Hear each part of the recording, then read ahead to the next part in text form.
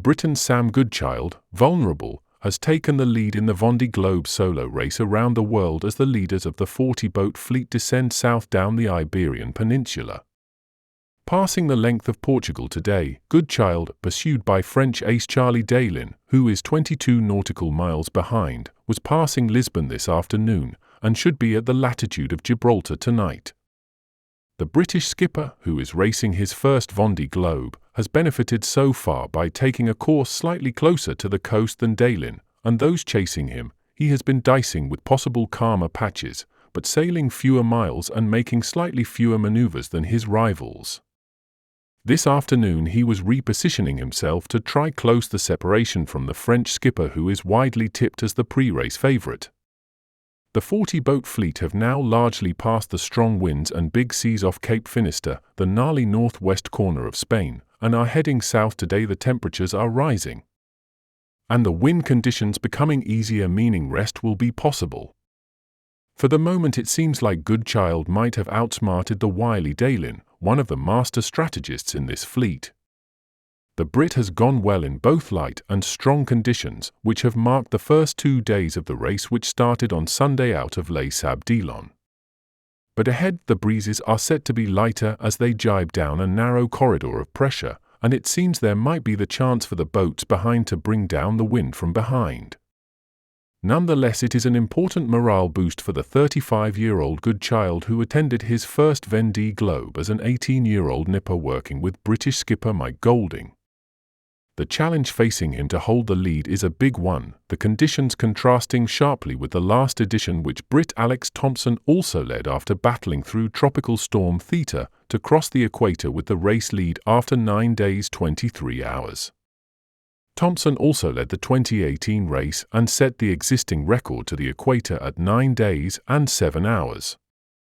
Conditions through the second night at sea were tough, winds to 40 knots and crossed, confused seas, which meant another night with very little sleep.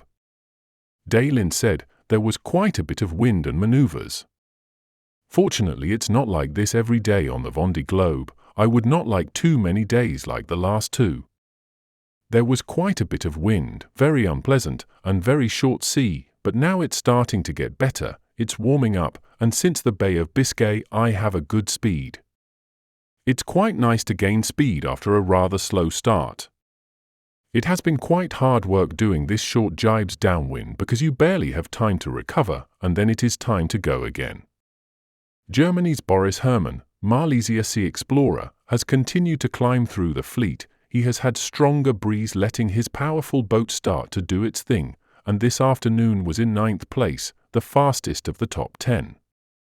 The choice of going outside the traffic separation scheme, to the west at Finisterre, was a prudent one made by several skippers, notably Switzerland's Justine Metros, Teamwork Team SNEF, and Nico Lundven, Holcim PRB.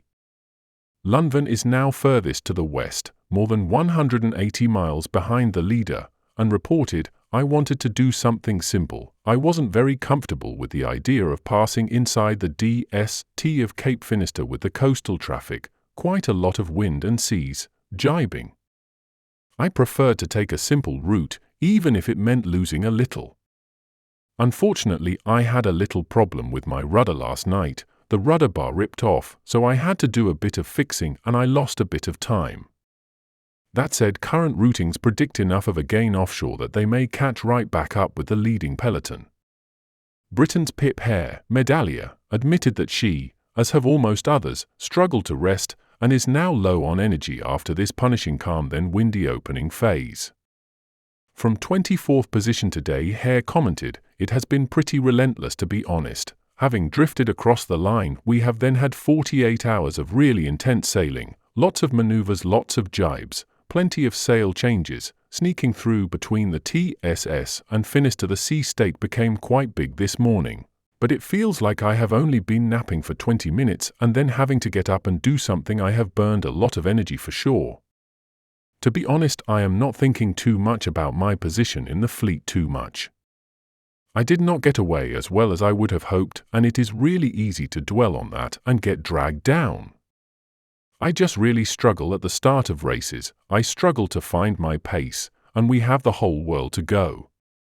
It has been pretty relentless, to be honest. Having drifted across the line, we have then had 48 hours of really intense sailing, lots of manoeuvres, lots of jibes, plenty of sail changes, sneaking through between the TSS and Finisterre. The sea state became quite big this morning. Sam Davies, Initiative's Kerr, is also working up the fleet in 17th. I think I had something round my keel and then I just went the wrong way, but I think there will be some compression ahead. Making her debut was the 23-year-old sensation of the race so far, the youngest ever skipper, Violette Dorange, Devenir, who is sailing the boat which her mentor Jean Le Cam raced to fourth on the last race, best known as Hubert. I took off my spinnaker a bit early, I lost a bit, I wanted to be very safe, but I'm regaining distance, I'm really concentrating on my race. There was a lot of crossing in the fleet. Passing to the west of the TSS seemed easier, so it really didn't make any difference to the routing. Hubert is a great boat, she's my little home, I feel good aboard, I know her well. I was a bit apprehensive before the start, when the wind picked up, but now I'm starting to get into the rhythm. It's great training to find your bearings in the wind before the south. My name is Boris Herrmann. I'm currently racing in the Vendée Globe yacht race. Oh my God! Non-stop, solo around the world. Last day of the Vendée Globe!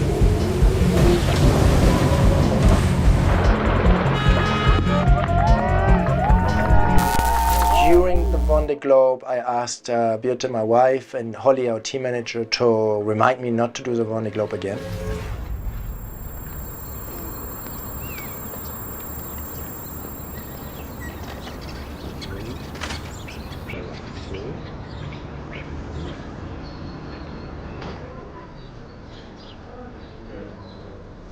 We just keep it nice and simple, and we can look at the weather and look at the strategy in the morning before the start as well. And then, yeah, Monday, 24 hours later on Monday, and then when we get to the start time, we've still got one of these occluded fronts sitting right over the start. It'd be nice if you're still around and the sun comes in. Yeah.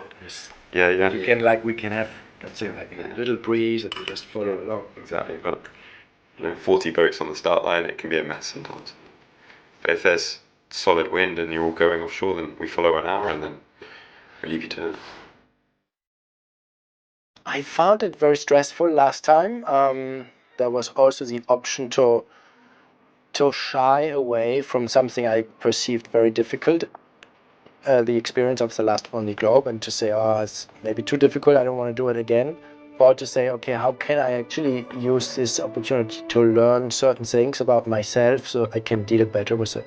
So that's the question now when I go back into this adventure.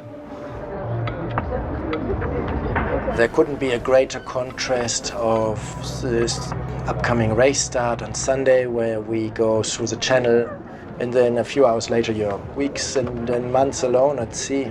It's naturally connected, I think, and it's a great appreciation for our passion of the ocean racing to see such a great public coming here, and certainly intense for the skippers to be around so many people. So.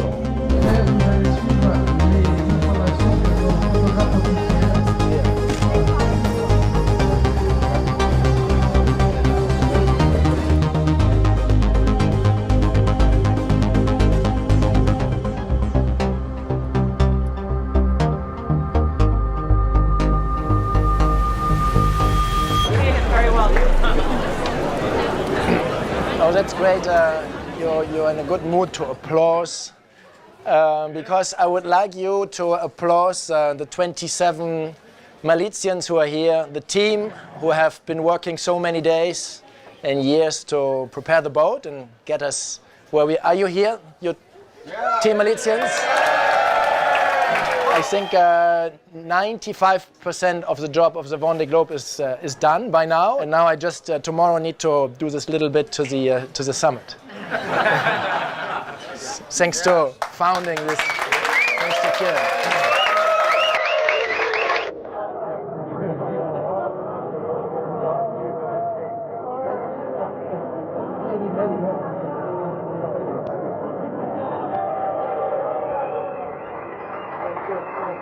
Ça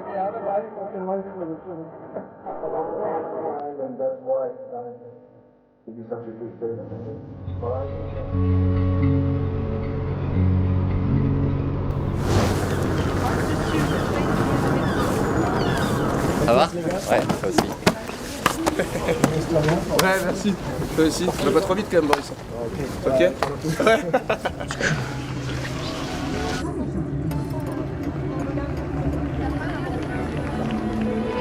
Boris Herrmann, skipper Malizia Sea Explorer, qui rejoint 6 minutes. Thanks for being here.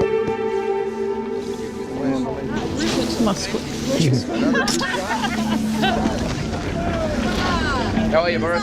Good to see you, man. Hey. Hey man, good.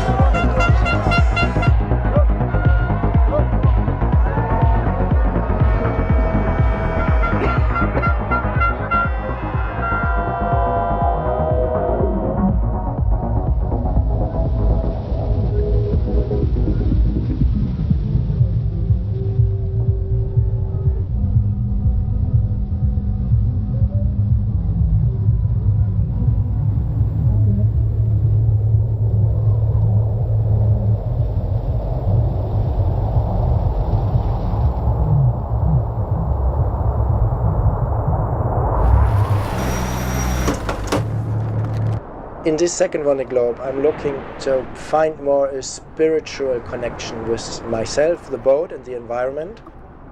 More heart and less brain.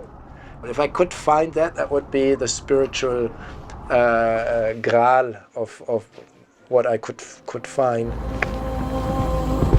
Take care, hein? Yeah.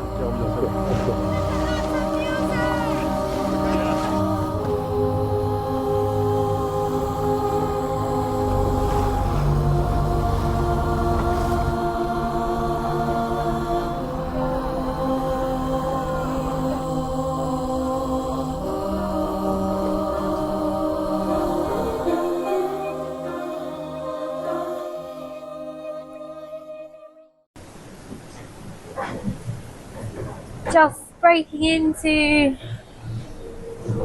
day 2 of the Vendée Globe. Just a little warning. I'm not going to tell you what day it is every day because I don't think I'm going to know after a while.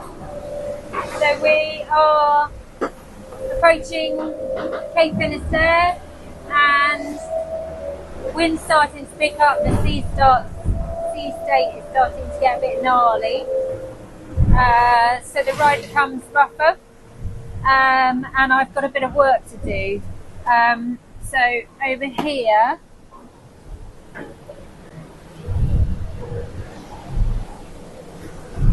you can see a load of kit that's been stacked there. So that's all my food, some of my clothes, and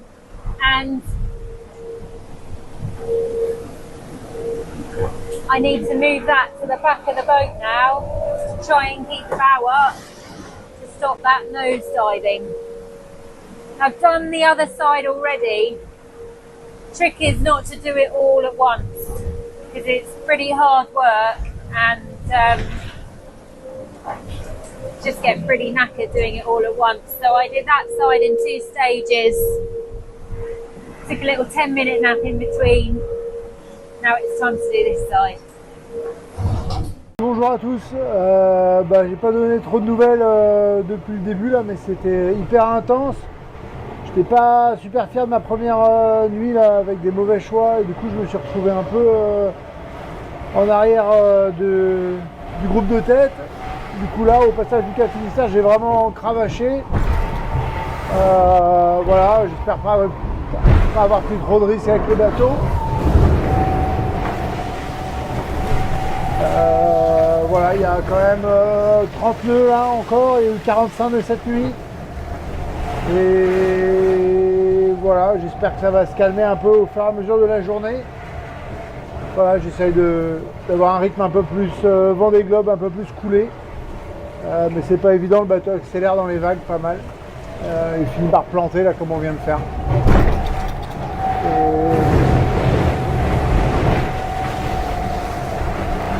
Et voilà, sinon tout va bien à bord, pas vraiment simple de s'alimenter, encore moins d'aller dormir.